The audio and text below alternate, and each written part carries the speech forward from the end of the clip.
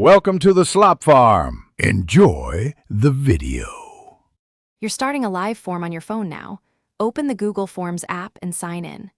Tap the plus icon to create and choose blank or a template depending on speed needs. Once done, add a clear title and short description so respondents know purpose. Make sure to set language and response settings early.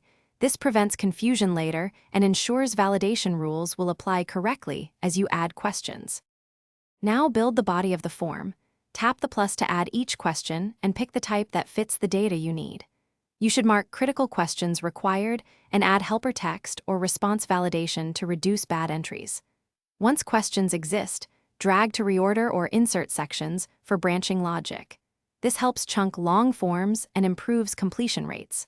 Also, use the image or video inserts when context or visuals increase clarity for respondents. Finish by sharing and monitoring responses.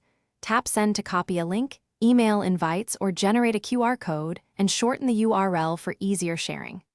Once responses arrive, open the Responses tab to review, toggle accepting responses as needed, and export to Google Sheets for analysis.